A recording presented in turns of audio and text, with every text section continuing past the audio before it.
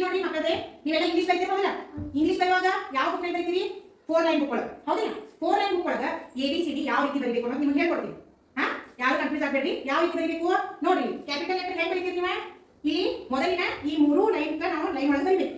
A ನೋಡಿ ಹೆಂಗ್ ಬರೆಯೋದು? ಎ ನೋಡಿ, ಇಲ್ಲಿಂದ ಸ್ಟಾರ್ಟ್ ಮಾಡಿ ಇಲ್ಲಿಗೆ ಸ್ಟಾಪ್ ಮಾಡಬೇಕು. ಕೆಳಗಿನ ಲೈನ್ ಯೂಸ್ ಮಾಡೋದಿಲ್ಲ. ತಿಳಿತಾ? ಎ ಹೆಂಗ್ ಬರೀಬೇಕು? ಮೇಲಿನ 3 ಲೈನ್ ಒಳಗೆ ಬರಬೇಕು.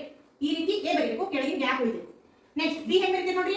ಬಿ ಹಿಂಗ್ ಎರಡು ಲೈನ್ ಒಳಗೆ ಟಚ್ ಆಗಿ ಬರ್ಬೇಕು. ಅಂದ್ರೆ ನಿಮ್ಮ ಅಕ್ಷರ ಹೆಂಗ್ ಕಾಣಿಸ್ತಾವೋ ಅಗ್ದಿ ನೀಟ್ ಕಾಣಿಸ್ತೈತಿ ಮತ್ತೆ ಸುಂದರವಾಗಿ ಕಾಣಿಸ್ತಾವ, ಹೌದಿಲ್ಲ?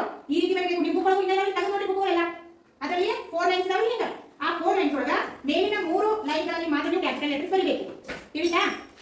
ತಿಳಿತು? ಓಕೆ. ಇನ್ನ ಈ ನೋಡಿ ಸಿ ಹಿಂಗ್ ಬರೀಬೇಕು. ತಿಳಿತು? ಇನ್ನು ವೈ ಹಿಂಗ್ ಬರೀಬೇಕು. ಝೆಡ್ ಈ ರೀತಿ. ಇನ್ನು ಸ್ಮಾಲ್ ಲೆಟರ್ ಯಾವ ರೀತಿ ಬರೀತೀವಿ ನೋಡಿ. ಇಲ್ಲಿ ಅಂತೀರಲ್ಲ ನೀವು ಸ್ಮಾಲ್ ಲೆಟರ್. ಹಾ, ಹೆಂಗ್ ಬರೆಯೋದು? ಮೇಲಿಂದ ಕೆಳಗಿನ ಅದರೊಳಗೆ ಏನಂತಂದ್ರೆ ಕ್ಯಾಪಿಟಲ್ ಒಳಗೆ ಮೇಲಿನ 3 ಲೈನ್ ಯೂಸ್ ಮಾಡ್ತೀವಿ ನಾವು. ಈ ಸ್ಮಾಲ್ ಲೆಟರ್ ಒಳಗೆ ಕೆಳಗಿನ 3 ಲೈನ್ ಟಚ್ ಯೂಸ್ ಮಾಡ್ಬೇಕು ನಾವು. ಎ ಎಲ್ಲಿ ಬರೀತೀವಿ? ಇಲ್ಲಿ ನೋಡಿ, ನಡುವಿನ 2 ಲೈನ್ಗಳನ್ನ ಟಚ್ ಮಾಡಿ ಅದರೆಲ್ಲ ಬರೀಬೇಕು ನಾವು. ಇದು ಎ, ಸ್ಮಾಲ್ ಲೆಟರ್ ಎ. ಆಮೇಲೆ ಬಿ ನೋಡಿ, ಬಿ ಇಲ್ಲಿ ನೋಡ್ರಿ, ಇಲ್ಲೂ ಮೇಲಿನ 3 ಲೈನ್ ಯೂಸ್ ಆಗೋದಿಲ್ಲ.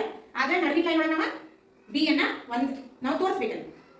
ಆಮೇಲೆ ಸಿ ನೋಡ್ರಿ, ಹಿಂಗ ಡಿನೋ ಈ ರೀತಿ ಬರಿಬೇಕು. ಇನ್ನ ಇ ವಾಯ್ ನೋಡ್ರಿ, ವಾಯ್ ಏನಾಗ್ತೈತಿ? ಕೆಳಗಿನ ಲೈನ್ ಬರಿಬೇಕು ನಾವು. ವಾಯ್ ಹೆಂಗ್ ಬರಿಬೇಕು? ಈ ರೀತಿ ಬರಿಬೇಕು. ಆಮೇಲೆ ಜೀನು ಹಿಂಗ ಬರಿಬೇಕು. ಜೀನು ಇದೇ ರೀತಿ ಬರಿತೀವಿ. ತಿಳಿತಾ? ಆಮೇಲೆ ಎಚ್ ಹೆಂಗ್ ಬರಿತೀವಿ? ಹಿಂಗ ಬಿ ಡಿ ಎಚ್ ಇವೆಲ್ಲ ಏನಾಗ್ತಾವು?